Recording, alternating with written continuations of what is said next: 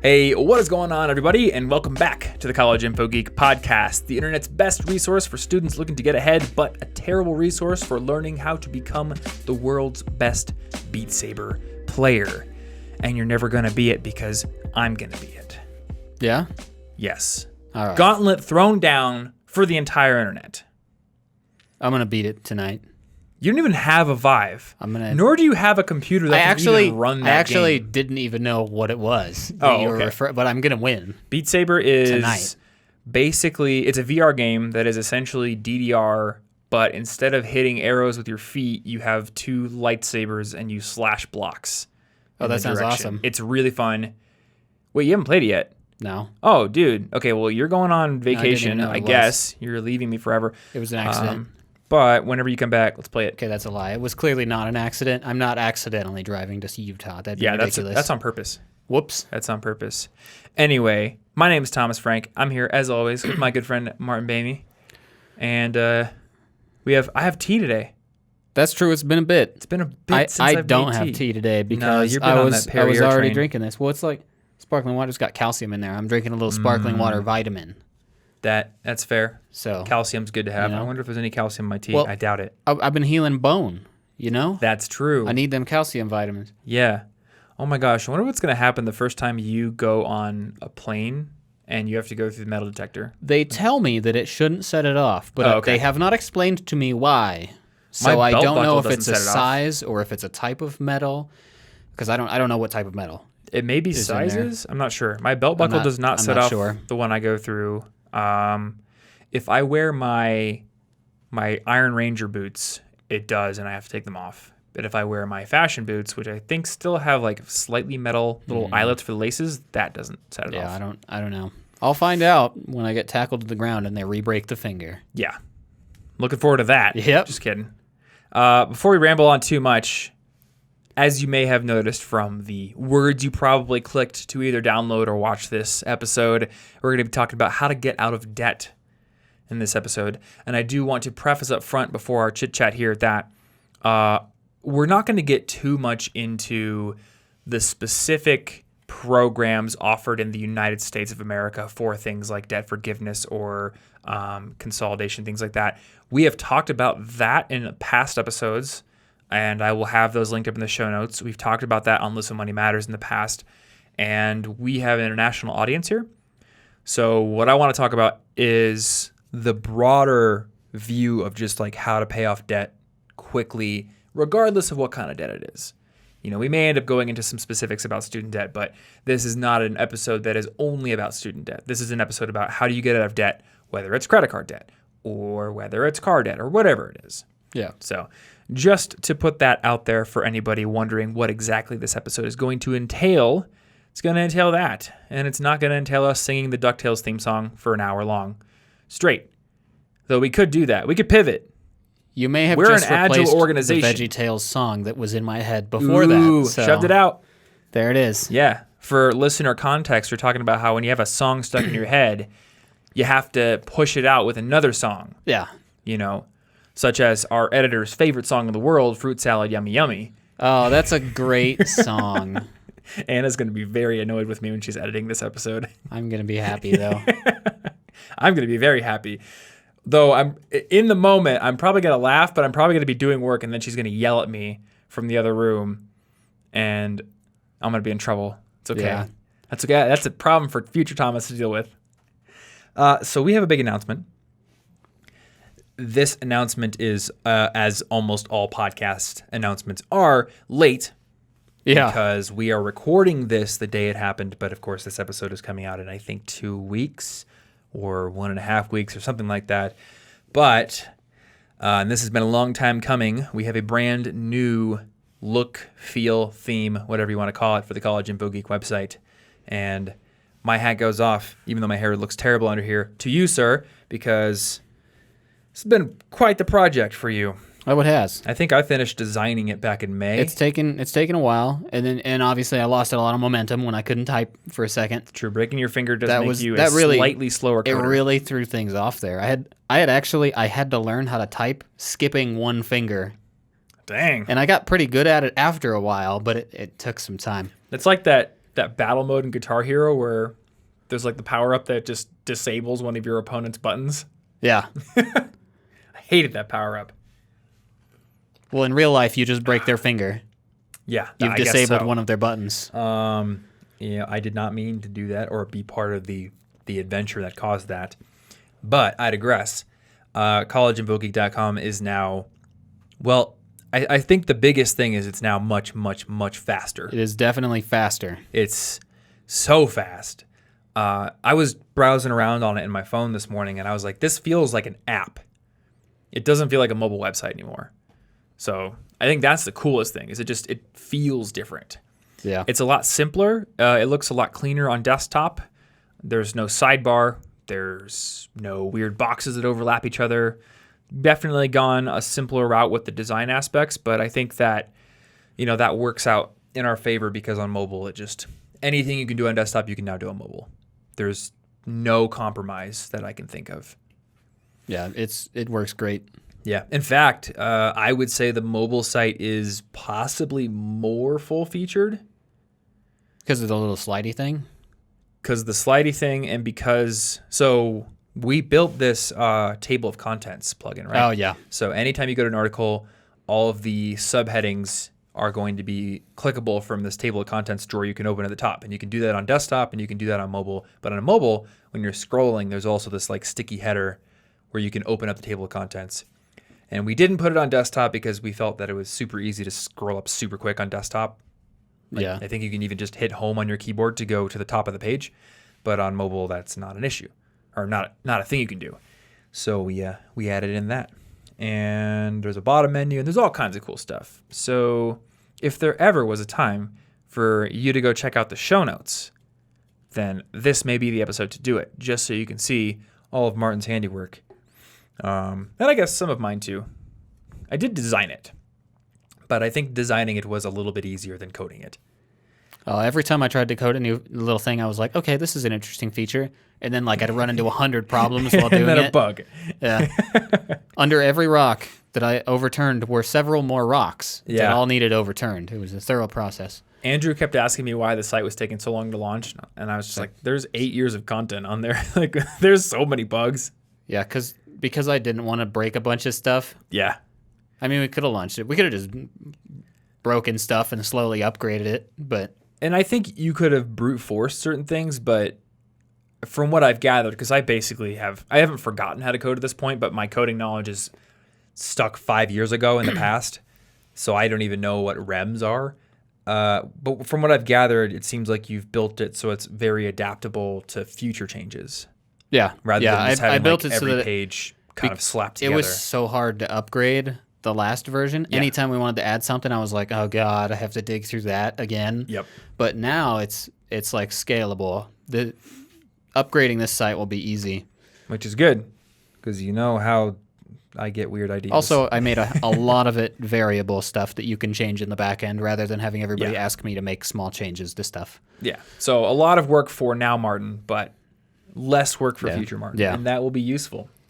So yeah, what episode is this? You know what? I didn't pull Notion up. I don't even know. So I need to figure out that number if I'm going to be able to give people the show notes. I should probably think of these things. Might be 230 before I bring it up. It's 238. 8? Yeah. Yep, 238. Yeah. We're really getting up there in episodes. Yep. So if you want to see the new site, obviously collegeinfogeek.com will take you right to it. You can see the homepage, but you can always go to the show notes, which for this episode you will find at cigpodcast.com/238, or by going to the description link below if you're watching this on YouTube or Facebook Watch. And I think the show notes are going to be useful for this episode anyway, because we'll have links to some past episodes we've done both here and on Listen Money Matters if you want to get even more into the specifics of debt. And I also know that I have an article about how I paid off my debt specifically. We may get into that here. But you can also read it on the site. So without further ado, let's dig into the topic of how to get out of debt as quickly as possible.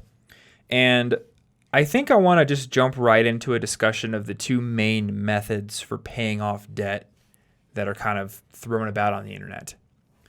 We'll have lots of other things to talk about, but there's a method of paying off debt called the stack method, And there's a method of paying off debt called the snowball method. And these are two very different things. But you'll hear a lot of financial gurus kind of recommending both, even though they are sort of diametrically opposed.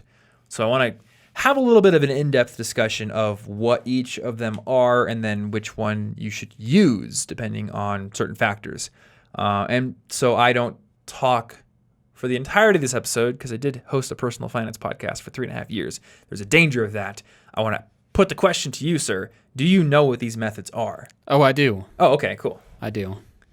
So, explain the difference between the stack and the snowball method. So, the snowball method is you take your various debts, and then you start with the smallest one. Mm-hmm. That's the one you start small. Smallest balance. Yeah, the smallest balance. So if I have 3 loans, one's $2,000, one's $5,000, one's $10,000, first I pay off the $2,000 loan because it feels good to get rid of loans, and it feels simpler because now there are fewer payments to keep track of, and then anything that I was paying toward that $2,000 loan, once I've paid it off, I dump it right into the $5,000 loan. And once that's done, I dump all that money into the $10,000 loan. Mm-hmm.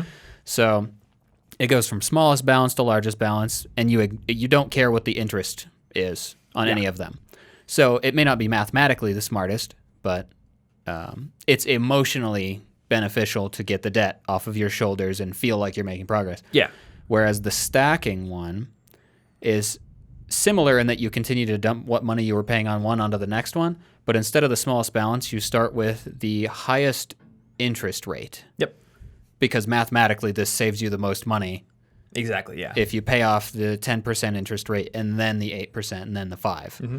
Yeah, and I mean, you could even view it as not, loan by loan by loan, but dollar by dollar. And you have like a sea of dollars, and every single one of them, while it exists as a debt on you, it has an interest rate attached to it. And, every single month or every single year that it exists as debt for you, it is accruing more debt for you. So you want to kind of weed out those ones with the biggest interest rate first. Yeah, that's the idea behind the That's a good way to view the stacking method, because it's not really about the separate loans. Yeah, it's about this is a more expensive dollar. Yep. Anything that is charging me higher interest, get rid of that first. Yeah. So when we say you're going to take all the money that you were paying that lower loan or that high interest loan once it's done, and then add that to what you were paying on the other loans, I think a good clarifying point is to say that you are not only paying off the smallest loan in the snowball method or the highest interest loan. Oh, yeah. Because you're making the minimum payments on all of your loans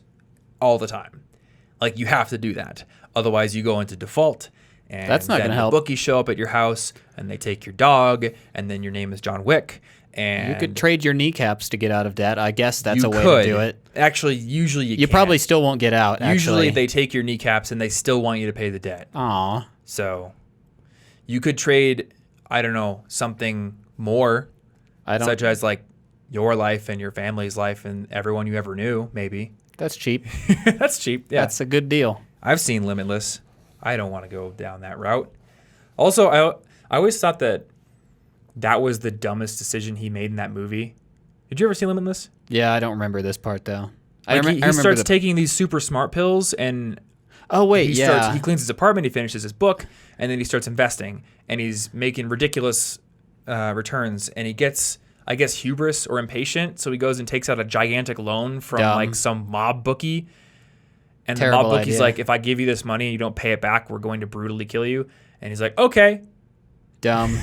And he pays it back, but now he's like a target of interest for them, of course. I don't want them to know my name. I mean, it all works out for him, but I don't know. I feel like if I were to take a pill that made me a super genius, my super genius brain might have a little thought bubble up to the surface along the lines of, maybe don't ever make myself a target of interest for criminals in any capacity, any shape or form. That's a solid idea. Just seems like a good life hack.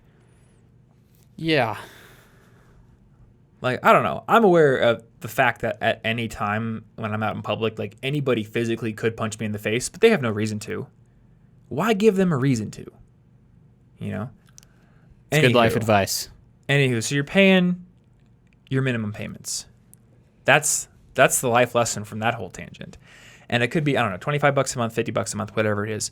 So you're taking whatever you want to allocate towards debt payment in your budget every month, minus the minimum payments, and you're throwing it either towards the lowest balance loan in the snowball method or the highest interest loan in the stack method. So really, the difference between these two methods in terms of which one you should use comes down to how emotionally affected by your debt are you. And I've asked this on Twitter before, because when Andrew and I hosted Listen Money Matters for many years, we basically made fun of the snowball method. And we're just sitting here in our chairs of logic, and we're like, why would you pick anything that isn't the stack method? Pick the mathematically best method and be done with it. But I've actually asked on Twitter, like, does anybody use the snowball method who knows about the stack method?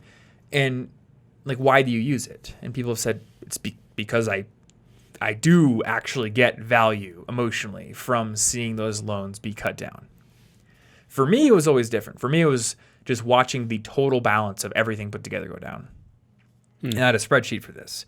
But I can understand how some people may actually want to know that, oh, I've actually like beaten a boss, basically. Yeah. Beaten the first boss of the game. He's dead. Now I can move on to the next one. I get it. And I'm also aware of the fact that, yeah, you want to pay off your debt quickly, but paying off debt as fast as possible is a goal that can be lumped in the same camp as retire as early as possible, or he who dies with the most toys wins.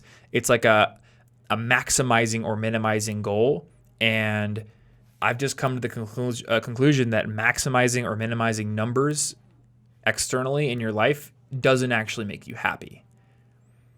Like, certainly working to pay off your debt faster will make you happier, but finding the ultimate fastest way possible, I don't think is going to make you that much happier in the long run. Yeah. Well, I mean, of the two, I prefer the snowball method. You do? Yeah. Okay. Because so that's interesting. The emotional benefit of the motivation of making progress, Yeah. I think that being more mentally healthy due to making the progress and not feeling so overwhelmed is going to make me more money.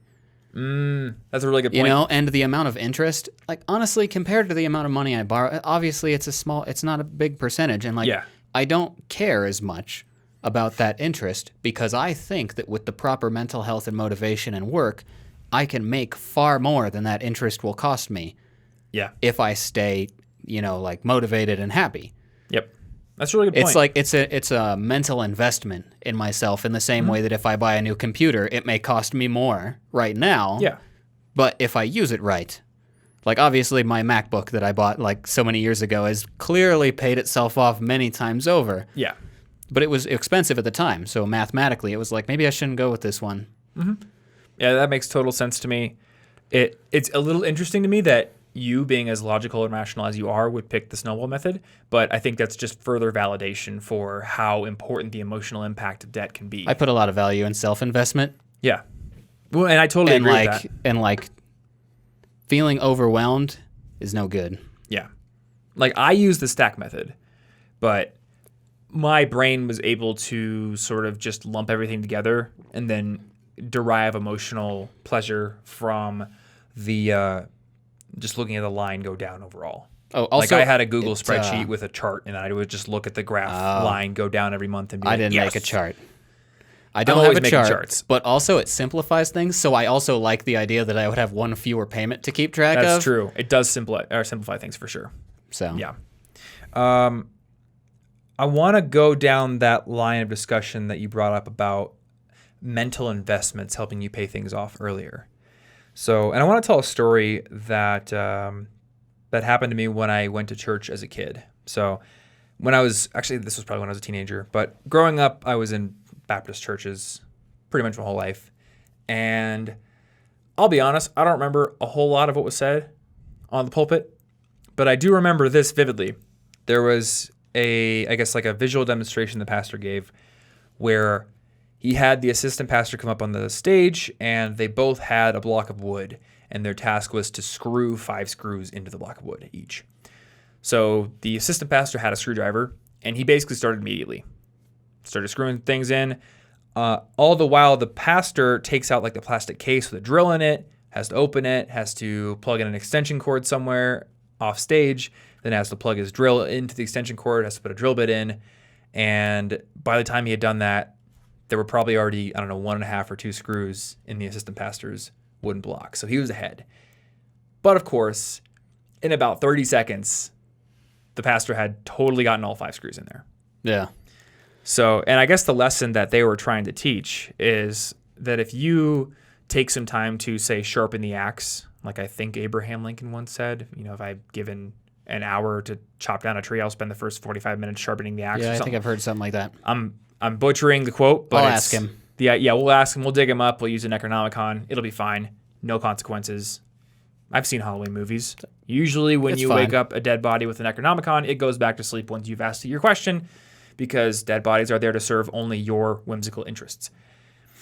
So the lesson here is if you take some time to invest in your tools or to invest in yourself, then your progress, be it in the paying off of your debt or your career success or how much money you make or whatever it is, can become an exponential graph rather than a linear one. That assistant pastor can only turn that screwdriver at a certain rate, and it's pretty low, and he's going to tire over time. So it's actually not even a linear graph. It's kind of like it's getting worse. Slowly sloping graph over time. Whereas if you take some time to plug in that power drill, you're making no progress whatsoever on the actual screwing in of screws for, a minute or 2. But then, I guess in this case, it's probably not an exponential curve graph, but it's just a much sharper linear takeoff. And it's going to pass the progress of the person who didn't make any investment in their tools pretty quickly. And when it comes to your debt, I think this is important to keep in mind, because if you don't keep it in mind, you may be led towards picking the purely mathematical best option, like the stack method, without ever consulting your emotions about it. And obviously for you, like you've realized, Snowball's better for me. I make better decisions and I'm happier on the whole. Yeah. You may spend the time at which you're in debt happier. And that may mean you do better at work, or you build better relationships, or you lessen the chances that you ever slip into depression, which could all make sure that your income stays high and gets higher. And the other thing is, I think people who think only in terms of like, what is the absolute most amount of money I can put into my debt every single month, they never make any financial investments in themselves. Themselves. That was bad grammar. That's fair. I'm not a prescriptivist man. I and he. He and me. I watched Scott Pilgrim the other day. That stuck in my head. So, let's say I graduate college, and this is not my story because I finished paying off my debt before I graduated, and we'll get to that. But let's say I graduated college, I get my first entry-level job, and whatever I'm getting in my paycheck, I buy the crappiest apartment I can get, which is actually kind of a good tip. Like, live like a college student as long as you can after college is a very good tip. But let's say I never invest in like a tech certification to make myself more qualified, or I never invest in better tools. I just do my job. I do exactly what is expected of me at the same level of capability, or maybe, steadily rising just through the practice of doing that job. I take my paycheck and I try to pay my debt off. That's valid. And lots of people do that, and that's fine. And I'm going to pay off my debt at some point in the future. Yeah. But on the other hand, what if I pay off my debt at a slower rate at first because I'm diverting some of those funds towards taking advanced level coding classes, at night, or I spend some of that money on a book on like Network Plus or CCNA certification, and then I spend the $350 that it takes to take that test. I get my CCNA, and then a year down the line, I get a big promotion to a more technically complicated, more rewarding, and higher paying job at my company. And then okay, $10,000 raise comes with that. Now I can start diverting way more money towards my debt every month. And if you just think about where's the crossing point of that graph? I think there's a lot to be said for making investments in yourself and your own ability to make money so that you can pay off your debt quicker in the long run, if not as quickly on a month-to-month basis right now. Yeah. So if you're still concerned about the mathematical stuff, the question for snowball versus stacking is, do you think that this will be enough of an investment in your mental health and happiness that it will pay off? Yeah, and it's two questions. Like, does right? it affect you? It's two questions. Is it, do you pick snowball or do you pick stack? And whatever one you pick, it's also, do you divert almost all discretionary income towards debt, or do you divert some of it towards debt and some of it towards investing, whether it be investing in stocks and bonds and mutual funds? And that's not really an income generator, but there's a spread there that we'll talk about in a bit. Or do you make investments in yourself, in your technical capabilities and knowledge and tool set and all those kind of things, conferences, networking? There are many investments you can make in yourself that you may tend to forego if you're just dog-headedly trying to pay off that debt as quickly as possible. And this is something that I see people in the FIRE community doing as well. Do you know what FIRE is? Something about financial independence. Yeah. Is it retire early? Is that the other letters? Financial independence, retire early. So it's people who they want to quote unquote retire as quickly as possible. And I don't want to oversimplify and misrepresent this community, because there are people with totally different goals. Some of them want to retire in the sense that they work part-time instead of full-time for the rest of their lives. Some people literally want to retire by the time they're 35 and lay on a beach forever, which I think is crazy. I have to work. I would never be satisfied if I wasn't working on something, and I will work on something until I die.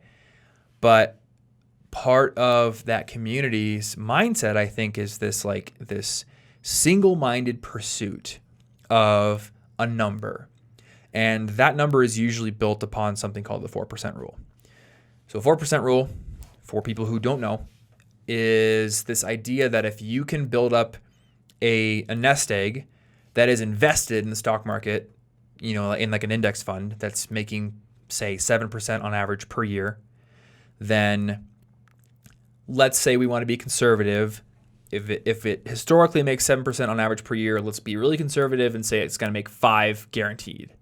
And if it's going to make 5 guaranteed, that means I could take 4% of it every single year for my expenses, and it would never stop growing, because it would at least grow by 1% per year.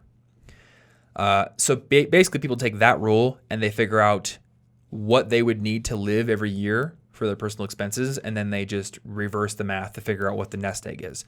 So if I'm like, all right, I could live on $36,000 a year, which is like $3K a month.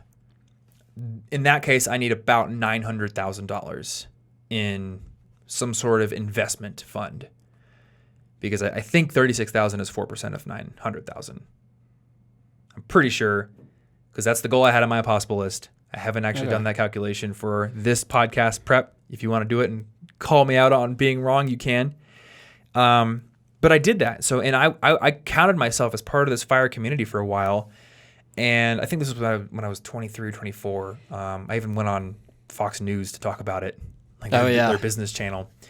And I was like, yeah, I'm going to retire before I'm 40. And I have this whole spreadsheet mapped out. And if I want to make $900,000, by the time I'm 40, and I think I had actually calculated inflation for it.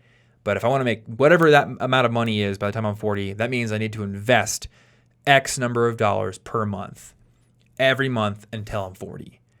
And I think it was $2,000 or something like that, some number around there. And that was kind of where I stopped thinking. $2,000 or $2,500 per month for the next, 17 years, and then I can retire, quote unquote.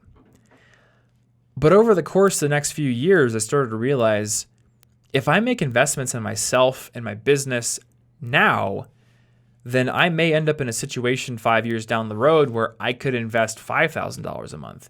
And, when I'm 30, I don't have the time benefits that really help compound interest out that I have when I'm 25.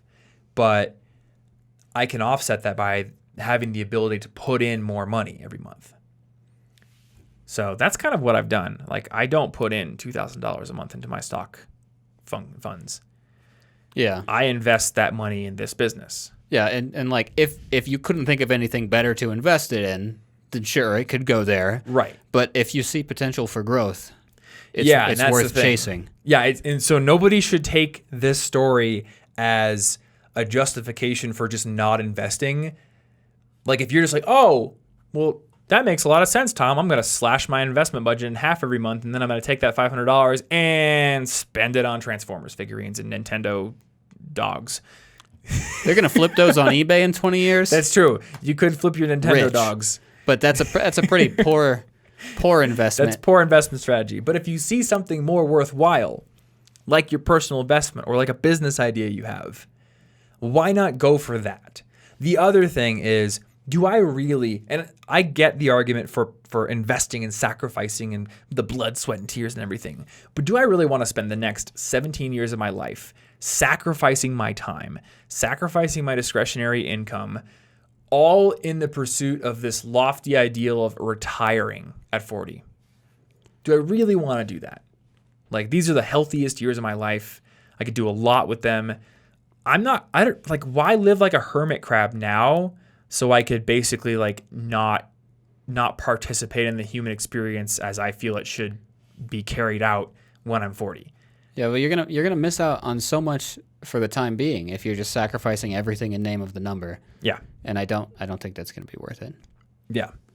So I guess the whole point of that, the whole moral of that story is be thinking about the investments you could make in yourself rather than thinking, the only option I have is to put as much money as possible into the debt. And I'm not saying that's not the way to go. Like if right now your job is really difficult and it's taking up a lot of your time and like that's kind of like the thing you're doing in life right now, and you could find a cheap apartment with friends and that's sort of the setup, and you've got discretionary income at the end of the month, like sure, dump that into the debt. But keep your eyes peeled. Yeah, That's just the message. if you see an opportunity for good growth, even if it's something as simple as I have low energy after work every day because I don't eat healthily, and Yeah. it keeps me from working on projects. Now, let me just spend another $100 on food every month, and now I feel better, and that's an investment too. But if you sacrifice everything just for the number, you don't bother investing in yourself, you know what's going to happen is that like the day you're like, I've got the money, you're going to get hit by a car. Bam. Good job investing in all those years you thought you had. Yeah, I know, right? Yeah, you think you're So, invincible, like, and then something stupid happens like that. Yeah, I think that to some degree you should try to enjoy the present. You can still invest more than you need to. That's fine, but save some so that you don't like hate everything at the end of the day. Otherwise, Yeah. one unlucky turn will make your whole life an ironic parable. Yeah. This episode of our show is brought to you by our friends over at Brilliant, who for the past few years have been building an education platform for the 21st century that is focused on active problem solving and on developing this universal ability for people to creatively solve new and innovative and interesting problems. And this is very, very important. In the past, problem solving was important as well, but as we get into the future with more automation, more automated processes, cerebral, creative, innovative thinking is what's going to be most important for meeting your career goals and progressing into the future. So when you go on Brilliant, you're going to be immediately thrown into challenging problems regardless of what course you decide to take. And they have courses in math, they have courses in science, and they have courses in computer science. And just to give you a few examples, in the math side, they've got calculus courses, they have algebra courses, they have stuff that's even more basic than that, and then they get very advanced with courses on things like math for quantitative trading and finance. On the science side, they have courses on gravitational physics, on classical mechanics, and many other topics, computational biology, which is something that I had never even heard of before I started promoting Brilliant. And then on the computer science side, they've got basic algorithms courses, and they also have courses on computer memory and lots of other really cool stuff. And like I said, when you start taking one of their courses, instead of sitting through a boring lecture, being talked to, having material just basically be thrown at you for passive consumption, you are immediately thrown into a problem that will likely stump you. I remember when I started taking their computer science algorithms course, very early on, I found myself stumped to the point where I had to spend a couple of hours off elsewhere in their wiki learning how a specific sorting algorithm worked so I could solve those problems. And that type of course design has two main benefits. Number one, it keeps you more interested than a passive learning experience because you have something to sink your teeth into right away. But number two, and alluding to what I talked about in the intro for this ad, it helps you become a better problem solver no matter what kind of problem you're tackling, because the skill of problem solving is something that becomes applicable in any situation regardless of where you practice it. Also within Brilliant, you're going to find created an awesome wiki that has all kinds of detailed explanations with example problems for many of the concepts they cover in their courses. So when you do get stuck, because you are going to get stuck sometimes, you can go right up to their wiki and do the learning required to solve those problems. And there's also a great community where thousands of learners are asking each other questions, challenging each other, and giving each other support. So it is a great place to meet other learners, improve your problem-solving skills, and start learning more about math and science and computer science. And you can start learning for free today and get 20% off your annual premium subscription if you're one of the first 83 people to go over to brilliant.org/collegeinfogeek. Once again, brilliant.org/collegeinfogeek. If you want to get 20% off that annual premium subscription, be one of the first 83 people to head over to that link and sign up. Big thanks to Brilliant for being a sponsor of this episode and a huge supporter of College Info Geek. And I also have to give a big thanks to a new sponsor on our podcast, which is Simple Contacts. Simple Contacts is the easiest and most convenient way to renew your existing contact lens prescription without having to go to the doctor's office to get that done. You can do it from wherever you are. And here's how it works. So first you take a quick self-guided about 5-minute test either from your computer or your phone, literally wherever you are. And within 24 hours, a licensed doctor is going to review the results of that exam. And if your vision hasn't changed, they're going to renew your prescription and allow you to rebuy your preferred brand of lenses right from the Simple Contacts website or app.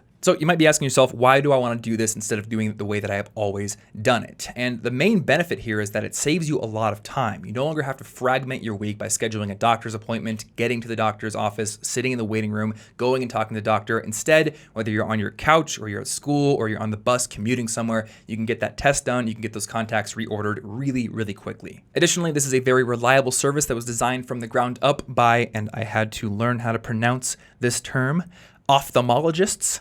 And a licensed doctor, again, reviews every single test within 24 hours to make sure that your vision indeed has not changed. And best of all, this service saves you a lot of money because their vision test is only $20, which compared to going to a doctor's office could save you a ton of cash, since without insurance, a doctor's visit for this type of renewal could cost up to $200. Plus, the prices of their lenses are unbeatable, their standard shipping is free, and best of all, listeners of this show can also get $20 off their first lens purchase by going over to simplecontacts.com/CIG, and I'll spell it out for you real quick. simplecontacts.com/CIG, or by entering the code CIG at checkout. Now, I do have to mention that this is not a replacement for your periodic full eye health exam. Simple Contacts only tests to see that your current prescription still helps you see 20/20, and then they help you renew that prescription. They don't write completely new prescriptions or examine eye health. So see your doctor about those things, but when it comes time to simply renew your existing prescription, save yourself a bunch of time and money by, once again, going over to simplecontacts.com/CIG, or by entering the code CIG to get $20 off of your first lens purchase. Big thanks to Simple Contacts for being a sponsor of our show and supporting College Info Geek, and let's get back into it. Here's something ironic. Let's talk about whether or not you should want to pay off your debt as fast as possible. So, and I have some stats here for that. When I was finishing up college, senior year, my mind could think about almost nothing else. I want to be debt-free, and I identify with this mindset still. I want to be debt-free because I want to graduate and have options. And I think this is something everyone needs to think about.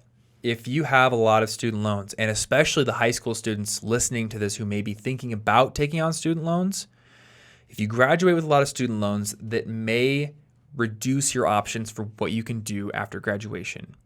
It may mean you have to go for a higher paying job that doesn't fit your lifestyle rather than a lower paying job that may, give you better work-life balance, or that may make you feel like you're making a greater contribution to the world because you have $400 a month student loan payments you got to carry out for the next 10 years.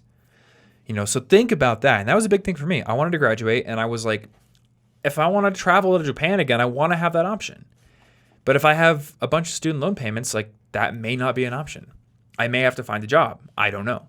So it was like, pay off the debt as soon as possible to give myself freedom, to give myself options. And that's been great. But you know what? For the last 3 years, I've had a car payment because I bought my Nissan back in 2015, and I paid zero down, and I negotiated the interest percentage down to basically nothing. But I had a car payment. And then just this year, my mom's car was breaking down, so I gave her my old car and I bought a new car. And I also financed that. And there are people on the internet who's going to be like, oh my God, Thomas just lost all his credibility because he didn't pay for his car in cash, blah, blah, blah. But you know what? That car payment does not represent a huge chunk of my discretionary income every month, which means that as long as I'm doing everything right, I don't think about it. And I guess this is a crucial note I should make. I have enough money in the bank to pay that car off. If I lost all income right now and like the repo people were coming to my door, I could pay that car off at this very moment. And that has always been the case. I could have taken money out of my stock savings or whatever, and I could have paid the car off. But I felt that it would have been better to leave that nest egg there and to let it accrue a higher interest, because there's a gap there. If it's making 7% interest and my car payment is 2%, why take a giant chunk out of that principal and have it stop making interest? I'm just going to finance the car and pay the 2%, And maybe it means I can put less in, but again, I'm not about maximizing the numbers perfectly. I'm about living a life that makes me happy. And because that car payment is small enough that it doesn't stress me out, I'm okay with having that debt. I don't feel that it restricts my freedom very much. And I want to get to something that I remember reading in the book Debt Free You. So this book is a little old at this point, but there's still a lot of really good stuff in here. For people who live in the US and who do want to know all the nitty-gritty details about how you can reduce debt as much as possible, I recommend the book Debt Free You by Zach Bissonette. It's one of my all-time most highly recommended books for students, especially those going to school in the US. There's a lot of stuff in here about how to minimize debt, the impact it may have, all kinds of stuff, like why parents probably don't want to take out a Parent Plus loan or ever cosign.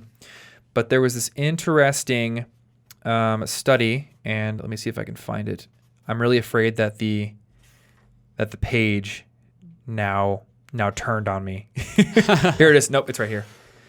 So it says in 2002, Nellie Mae studied the impact of student loan debt and found that borrowers who require less than 7% of their gross monthly income, so that's before taxes, not your take-home pay, but exactly what you make salary-wise, to pay their education debt, generally do not feel difficulty. The perception of difficulty is somewhat amplified among students between 7% and 11% of gross monthly income, and after that, it starts to become highly stressful and difficult.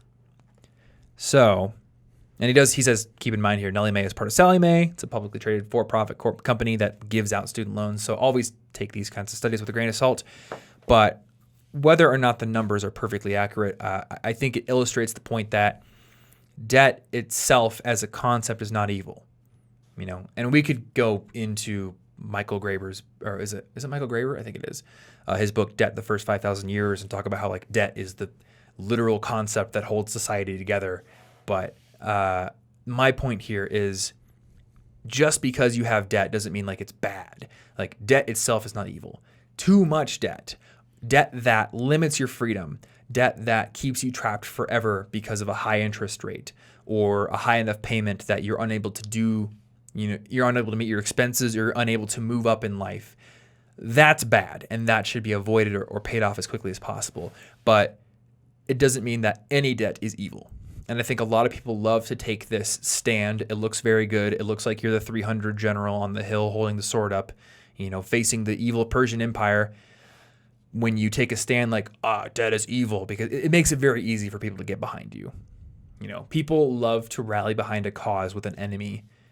But if you owe like $20 a month on something, how is that different than like your Spotify and Netflix subscription? Yeah. Like my very smallest, because the student loans, they're in several chunks. Yeah. The smallest one is only $40 a month. Mm-hmm. And while I'll just pay that one off first, but as long as that's not the reasonable thing to do, mm-hmm. I don't care. Yeah. Like it's not big enough to matter. Even if I just paid it off the whole time, $40 a month for the duration of the loan, it doesn't hurt me in those months. No, I guess there is. This is maybe irresponsible to say that last line, so let me. Yeah, well, mathematically. Let me clarify it. The difference between your Netflix and Spotify subscription and your $20 per month debt is that if you lost your job tomorrow, you could cancel Netflix and you could cancel Spotify. Yeah. You can't always cancel that debt. So if you are going to be taking on debt, you need to consider that. What do I do if I can't pay it off? And you need to do the research. Yeah, what if you break your finger? There are Exactly. like pianists with like insurance on their hands and stuff because they're like, if I hurt myself, my career's messed up. And I mean, like, you work with me, so when you broke your finger, I was like, obviously, we're going to figure out, how to make that work. I'm not going to be like, well, you're fired. But That wouldn't help to somebody get a website else get out. working for a different kind of company who doesn't think about, their employees as much, maybe in a different situation. So you have to be careful when you're taking on debt because you're cashing a check that your future self has to continually pay, and you do not know what your future self is going to be able to do. Again, there's a middle path to be walked here because the fearful extremist may say, well, I don't know if I'm going to get hit by a bus tomorrow or not, so I should never, ever enter into any sort of contract that gives myself an obligation in the future. In that case, you should never have a girlfriend. You should never do anything because how do you know? But on the other hand, there's the extremist that says, well, I'm just never going to think about what happens. Of course, I'll continue to make more money in the future. I've made more money for the past 3 years in a row. Why would that ever stop? Yeah. And then you get the 2008 financial crisis where people are like, oh, I can pay this easy mortgage rate. I'm going to buy this mansion. In all things, moderation. So consider, what you would do if you happen to lose that income in the future. This is why when I take on debt now, I never take on debt, at least for consumer reasons. I never take on debt that I couldn't pay off instantly with savings. I take it on for convenience reasons, basically. Now, I'm not going to say that in the future I would never take on debt that I don't currently have the capital for because that's how businesses grow. Yeah, and that's how like most people get houses and things like that. So sometimes you're just like, all right, I think it is more likely than not that this will work out, so I'll take it on. And luckily, we live in a society where they don't throw you in debtor's prison if it doesn't go well. You go into bankruptcy, and that's obviously a bad thing. Your credit is affected for 7 years or 10 years or however long it is, but that's what society is for. We build safety nets. So when you take a risk, it's not the end of the world if it doesn't happen to turn out the way you think it did. Yeah. So just keep all that in mind. And when you're thinking about debt, think rationally about the amount of debt you're taking on and what that looks like compared to the amount of money you're making. It's not, as most things aren't, it's not this black or white binary, it's evil or it's good. It's the amount matters. 50% of your monthly income going to debt, that's bad. Yeah, you should it's never stressful. ever let It's that happen. Super high risk. Miss 1 month, and now that's Horrible. so much. Whereas like the $40, I don't see a lot of future months where I don't have $40, and if I don't, then I have a much more serious problem. Yeah, and if you're in the gutter and they're about to come break your kneecaps, I will give you the $40. Yeah, it's like but clearly I wouldn't feel that way about other loans with higher payments because Exactly. it could 50% would kill you. Yeah. Miss 1 month and now you're really messed up. And that was a factor when getting my car. I wanted a Tesla, but I didn't want to pay that monthly payment for a Tesla. I was like, that's not worth it. And also that, I think, represents a number that is a percentage of my discretionary income I'm uncomfortable with. Even if I could pay it off and still have money at the end of the month, I'm uncomfortable with how high it is and how much would be left over. So I picked a different car. It still goes vroom. It still goes vroom. And I'm kind of glad I didn't get a Tesla anyway because our apartment doesn't actually have electric car charging stations. Yeah, So I'm always I think worried it would actually about be very inconvenient. because I like renting cars from time to time, or I did, and I'm always like, but what if how do electric cars work? What if I go somewhere that I can't find? You got to plan it out. It's not to the point where I can just completely not think about it yet. Yeah, you got to plan it out a lot. Okay, so I want to talk about the thing we probably should have talked about all along, which is how to pay off your debt faster. Oh yeah, We talked about Stack and Snowball. These are important. And I think the concept of Stack and Snowball is the most important thing from this episode. You need to pick one based on how it's going to affect your mental health. If you're like me, if you can build a graph for yourself or you can find a way to track it that keeps you emotionally fulfilled, go Stack. no, that's a good idea because that could give you some of the mental benefits. Yeah. If that's enough for you. I mean, the way I did it was on my impossible list, and it's still there. It's just at 0 now. I put a graph. It was a screenshot from a Google spreadsheet that I had maintained, and every month I would make a payment, And then I would go in and I would update my graph with my balances, and it would show a line going down. And then I would just put that on my impossible list. So it was like public for me, and I was like, watch it go down, guys. And that was great. I did not care about the individual loans, because in my mind, it was like, individual loans do not matter. It's when it's zero.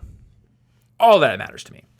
And so I guess that leads into another recommendation, which would be to find a way to track the progress of your debt payoff. I think tools like Mint and Personal Capital can do this for you. There used to be one called Ready for Zero that was specifically built for this purpose, but they shut down a couple of years ago. But my recommendation is just roll your own, pull out a spreadsheet, go to that like insert graph option, and then just look at the graph. I don't know. There's something about having a visual reminder of your progress that's nice. It's like analytics. Yeah. I just like having it. But also Personal Capital or Mint, I think you can put in your loans, and then they will show you the balances going down over time. Yeah. So just have a way to visually remind yourself of where you are. I've made so many like spreadsheets for random things for myself. I love making That's got to be one of the like best technologies on a computer. It's a very useful ironically, thing. Excel is like just one of the greatest things that Microsoft ever did. Yeah.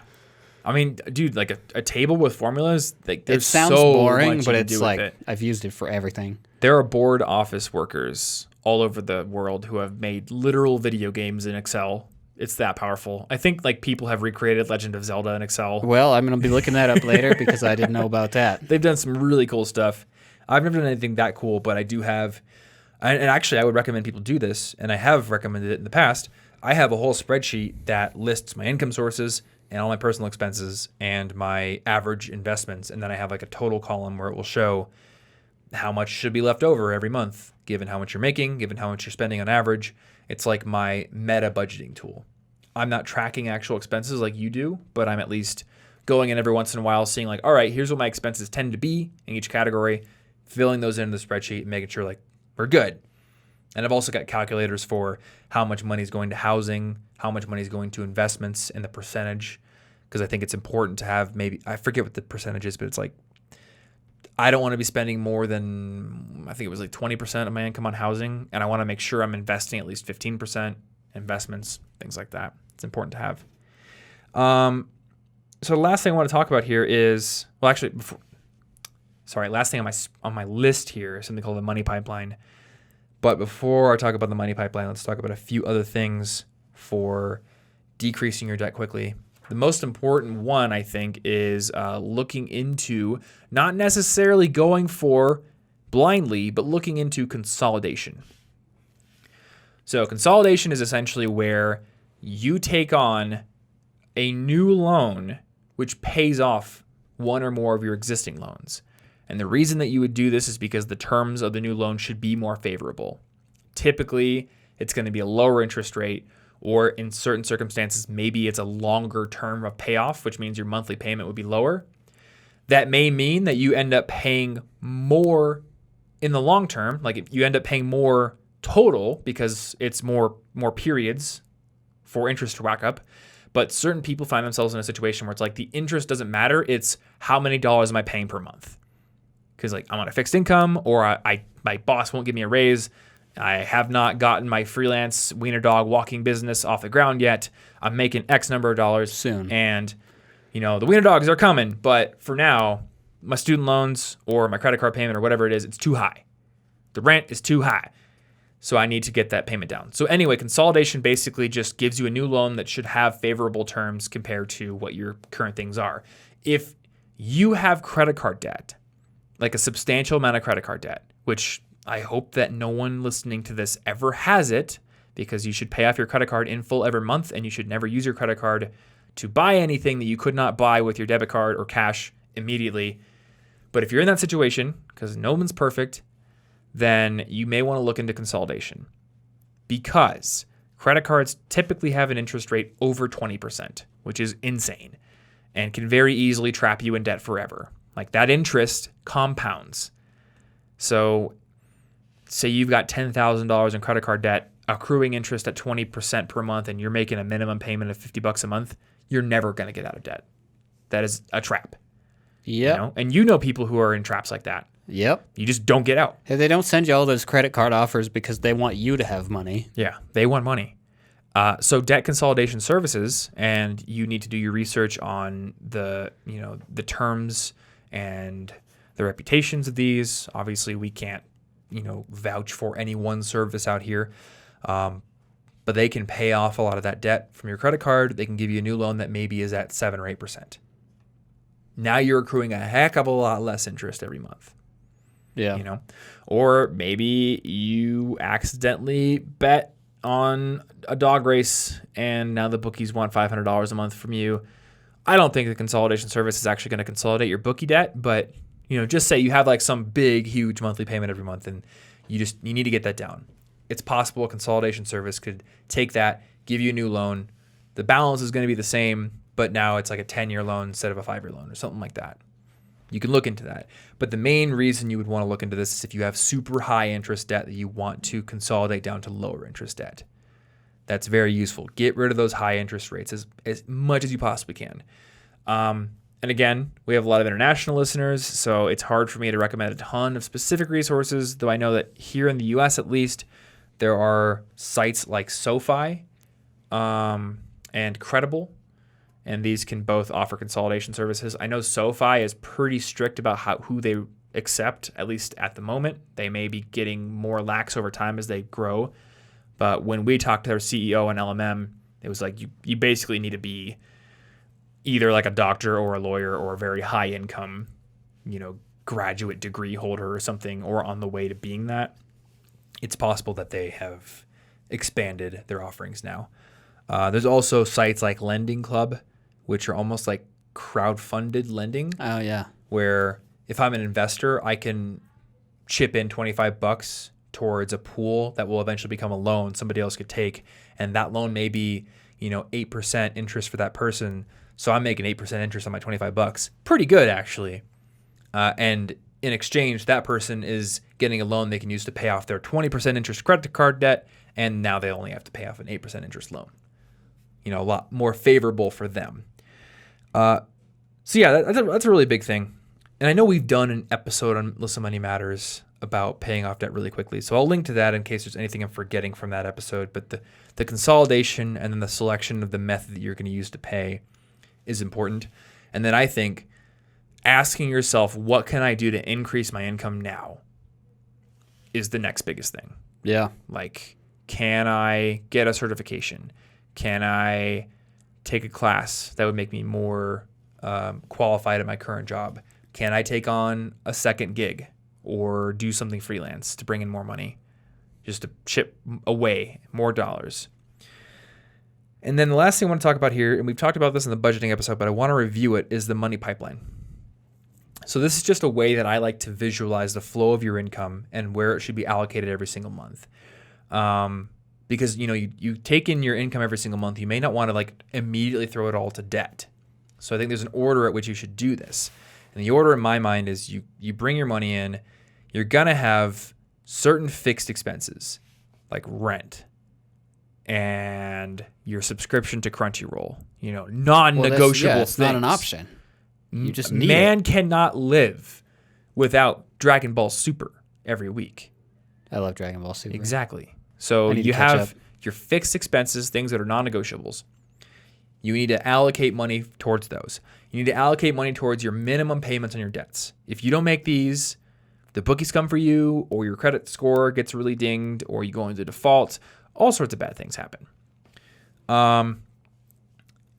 And I think that you need to allocate a certain amount for variable expenses, but also for like your own mental health. And maybe it's not much, but like just something. Like let yourself have a little bit of fun every month. Like if I told myself I couldn't even buy an extra book if I wanted to read one, I think that would be an obviously harmful way to save money. Yes. Take care of the system. And you know what? I have a picture of the money pipeline, and we have this incredibly fast website. So I'm just going to put budget into it. And wow, that was really, really fast. Nice. Dang. That's good. I don't want it to break while we're recording. Yeah, exactly. That would be sad. It would be very sad. All right, where's my money pipeline in this article? I'm pretty sure it's here. Yep, here it is. So the way I drew it was expenses, debt minimums, And I want to actually update this at some point because I have here checking account 2.5 to 3 times monthly expenses. This is something that we used to recommend on Listen Money Matters, and I think I've even recommended here, like having a buffer of money in your checking account. But after talking to a lot of people who, maybe just got out of college or are still in it, having 2.5 times your monthly expenses in your checking account is kind of difficult to get to. So I think you should probably try to contribute a little bit to your checking account or to an emergency fund just to build up that $500, like just something that is all your tires go out. A pillow. You can't in case drive to work something without bad them. happens. Yeah. So fill out that emergency fund, make sure that is there. And after that, like have a certain amount you're contributing to debt every single month. And if you've decided that, okay, beyond maybe some investments that will help me make more money in the near future, I want to kill that debt as quickly as possible, then go for it. If your emergency fund is filled and if you have a slight buffer in your checking account, now just go ham at the debt. Just do whatever you can to kill it. And I guess that's like the conclusion of the thesis of this episode, how to pay off your debt as quickly as possible. Yeah. But I also want to put that question out there. Do you actually want to pay off your debt as quickly as possible? Or do you want to start building some investments up? Yeah, and I think investing in yourself is just such an important thing to do. I mean, if you find those areas, because if you want to pay off your stuff quickly, you got all the I'm going to cut out 17,000 coupons and I'm going to pay $3 for all my groceries. There's a limit to how much money I can save. It's however much I need for my stuff. I can't save more than that, but I can make much. There are plenty of people out there showing me there's not a really low limit for how much money you can make. Yeah. Apparently you can make quite a lot.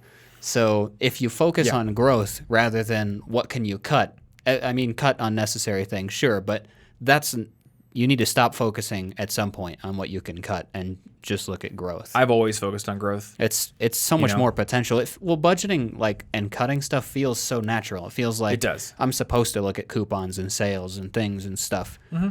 But it doesn't have the same potential for growth unless you already spend way too much.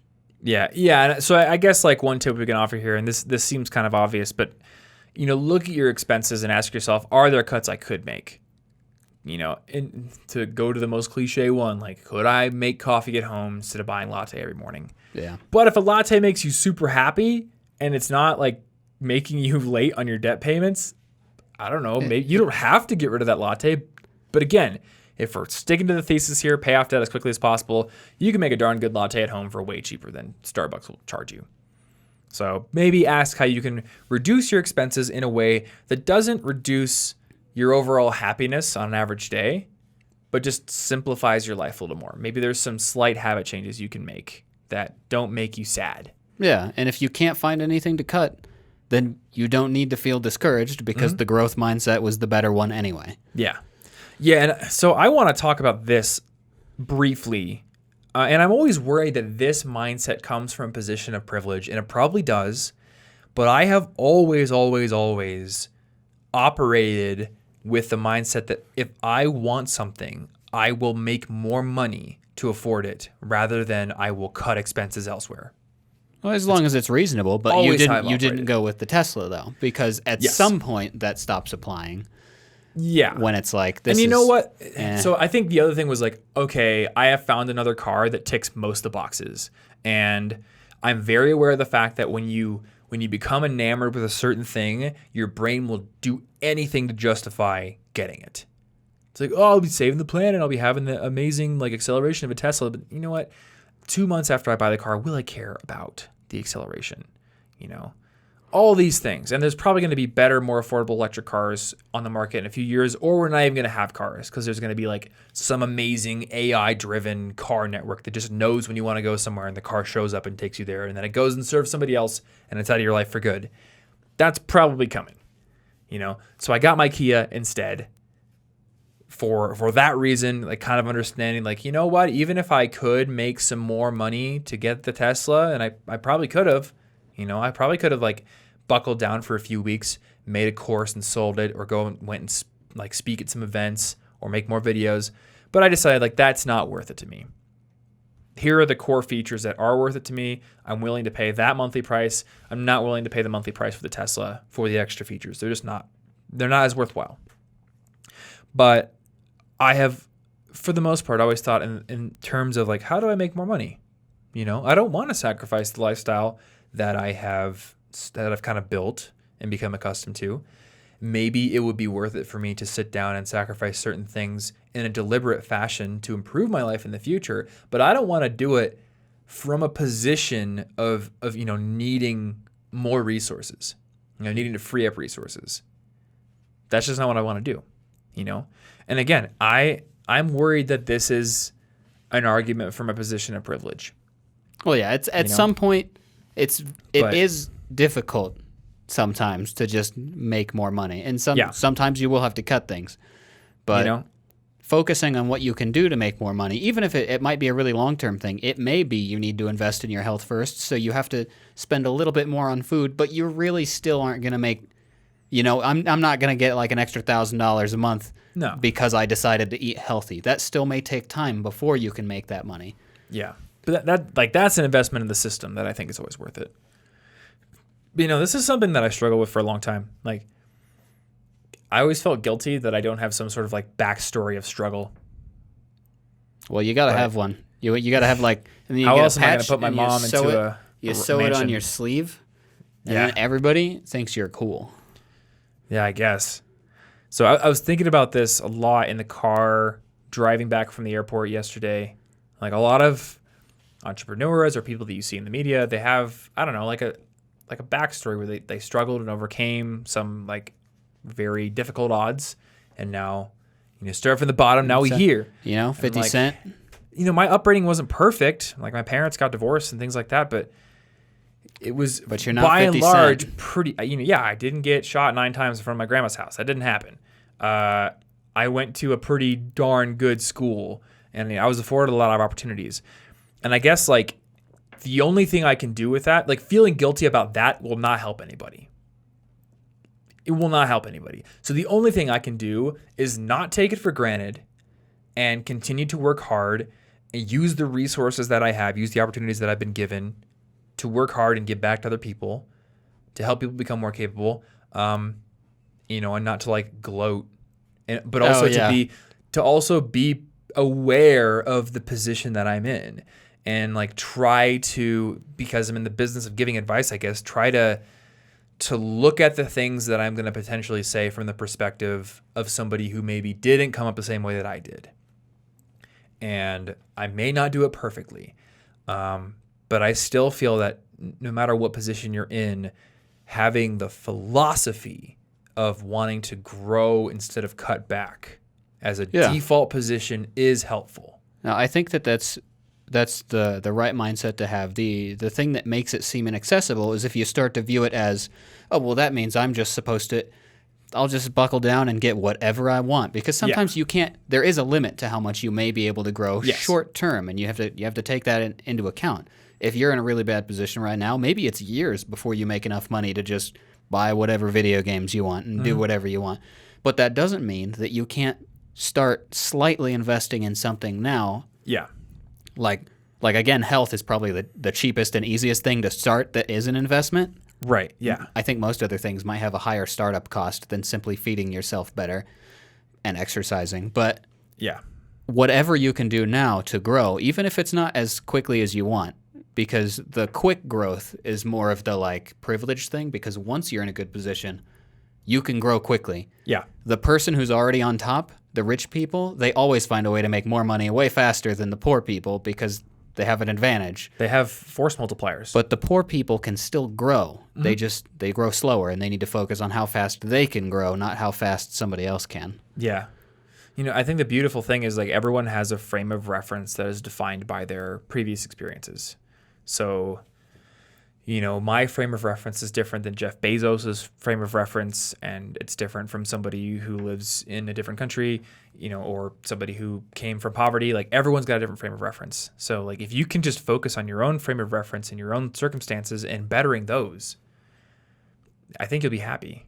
Yeah. It's tough with the internet. Like, it's easy to see, like, everyone wears their own frame of reference on their sleeves and projects their own successes, and it can be discouraging to see other people accelerating past you or accelerating so fast. And you're just like, I can never get there, but that doesn't matter.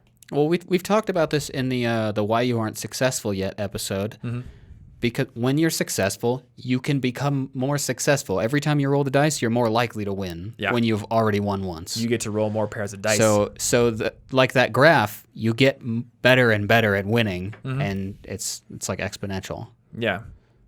I guess like the main crux of what I want to share here is if I use a specific example of something to drive a point home, that specific example should not make or break the philosophy behind it.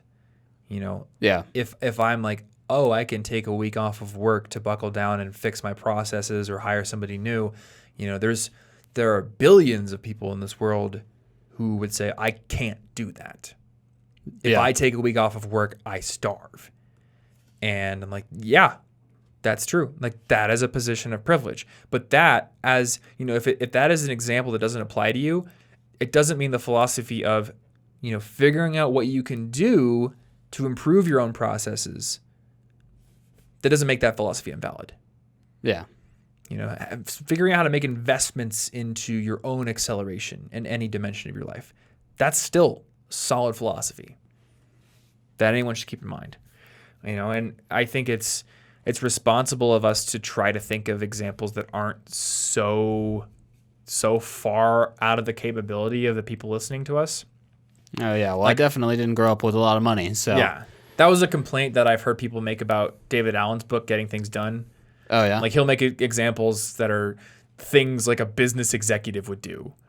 And so the average layperson reading his book just can't relate. Oh, yeah. I haven't read the book, but so I'm just going to make things up. Like you take a corporate retreat with your executive friends to come up with a more synergistic strategy for communication. Like, most people can't do that. Yeah, it's not we can't super fly relatable. to Aspen for the weekend. Well, for relatableness, You I know. definitely grew up poor, and through slow and small investments that took a long time, yeah. I am in a better position now. And, you know, it doesn't mean I can get whatever I want next week if I just work really hard tonight. But it means that there are paths forward, even if Yeah. it's just how can I make my situation slightly happier until I can change it more materially. And I want to ask you, actually, because you're still in debt. I am still in debt. I did just how- lose $7,000 to my finger. Yep. So, I mean, how does that affect you? And, like, what do you do to deal with it? What is your personal strategy for paying it off? Well, Because I've been out of debt for 6 years. It's kind of hard for me to go back and, like, put myself in that mindset. Exactly. I would say that for most of the recent time here, I've been just focused on investing in myself. I find the debt overwhelming if I think about it too much. With Okay. you know, I have OCD. Sometimes I think about things too much, Right. so it can be pretty overwhelming. But I try to focus on the smaller things that I can control more so because I'm not likely to just pay it all off next week. Yeah. So if I set up a plan, you know, I set up some sort of little plan, a graph, a spreadsheet that's like, here's when I can pay it off as long as I do these things. Then I start to feel better about it. And then I accept the speed that I can go reasonably. And of course, I try to go faster. I'll try to increase that speed. But if I start from the expectation of a reasonable speed, then I won't feel discouraged when I can't meet a faster one. And I think that's why I like the snowballing method, because for me, the mental health aspect of feeling crushed by debt and lack of freedom in that regard, especially because I didn't grow up with a lot of money, you know, I don't want to ever end up in a situation like that again. Yeah. So therefore, debt is scarier. What if I couldn't pay it all off? Then I have to be poor again. Not awesome. So I try to focus on a reasonable goal that I can achieve because and snowballing, because the overwhelming feeling of debt is far worse for me than the interest will ever be. Yeah. So, like, that's how I choose to focus on it. And, you know, I do try to cut back a little. I budget a little bit. I've actually loosened that up Okay. a little bit recently. So now I'm just tracking the variable expenses and rounding them and kind of keeping an overall average of what I spend each day. Yeah. But for the most part, I'm just focusing on what's the most reasonable path toward growth. Do that at minimum. Okay. And then with the extra, try to grow more. Gotcha. Okay. And how have you reacted to setbacks? Well, I did just lose the 7,000 when I broke my finger, and I did not react well for a while. Okay. I'm not gonna, sometimes the answer isn't that I magically felt great about it. I was pretty annoyed that I broke my finger and lost $7,000 worth of medical expenses. But sometimes it's the other things I need to focus on. So now I can play piano again. This finger still functions well enough to play piano. I could have lost it forever. So if I focus on the small things and still grow at the speed that I can grow while saying, okay, yes, that's a little annoying. The $7,000 is annoying. I get it. Don't look at that. Look at this. While you're working on the $7,000, don't worry about it. You got a plan. Look at the piano. Look at the other things that keep you happy. Because if you fall into depression, you're not making any money. You're going to stop working well at all if you fall into a depression, and that's the thing to avoid. So it's almost like the thing we talked about at the beginning of this episode where you have to shove the song stuck in your head out with another song. Yeah. You can't just say, stop fixating on the problem. You have to find something healthier No, to you focus can't. on. I mean, try to ignore anything. All the examples that are just like, hey, don't think of a pink elephant, and you immediately pick. You can't ignore stuff. That's not that easy to do. So if you can't change it, you got to find something else to focus on. And your brain hates open loop things that aren't done. Yeah. So for me, the debt is not done. The way to make it feel done is to set up the plan and say, see, I've solved it. Now we can push it to the side and think about other stuff. I'm just a robot now. I'm operating on this. Yeah, I ignore that. I do the plan. It's essentially solved in my mind, so we need to think about other things now. But if I don't set up the plan, then I'm going to keep thinking, like in the middle I'm playing piano or games, and I'm going to be like, wait a second, how am I going to pay that off? Obviously, that's not good. I think that's useful, like sitting down, make a plan just for mental closure. Make the plan, right? For mental closure, and then say, this is the plan. I will do what I can to overperform, but overperforming is not the plan. So if I can't overperform, we're following this plan, and I'm doing what I can over here. Yeah. Yeah, that's useful, I think. Well, yeah, I think we kind of covered it. Yeah. So, alternatively, buy all the lottery tickets. All of them. Actually, there's can't go wrong. In I think it was in Ireland, and this was a long time ago, maybe back in the 70s, where it was discovered that the amount of money available in the jackpot was greater than the number of dollars it would have taken to buy all the lottery tickets. So I think it was like the Irish mob. They went and just bought all the lottery tickets. I like this because it's like the Irish mob has like a mathematician who's like, guys, I just discovered something. Like, there's a legal way we can make money. So they just went and bought as many lottery tickets as possible, almost guaranteeing that they would win. And then they just ended up making a some amount of profit. You gotta love mob mathematicians. Yep. They're my favorite kind of people. Exactly. Well, that's what you could go be then. I don't want to be a mob mathematician. It sounds like another way to have the mob's attention fixated on me. No, it's gonna be like a movie where you're like the nerdy guy who doesn't really get all the crime stuff. Yeah. You're like you guys want to play D&D later, and they're like, actually, we got a thing. We got a thing to go do. We got to go make him a made man. Maybe next Thursday. Yeah, but next Thursday for sure. That's a good movie. I'll watch it. I get to be a night elf mohawk this time. Oh man, I remember that commercial. All right. To recap, stack versus snowball. Pick the method that works right for you. Look into consolidation, and I did want to add the caveat that you need to compare the forgiveness options of the consolidation with the forgiveness options you have now. This is especially important for federal loans, which often have many options for forgiveness, deferment, pausing, whatever. If you go consolidate that debt with a company that's like, no, you got to pay it. Otherwise, bookies. Yeah, because the government loans are pretty friendly.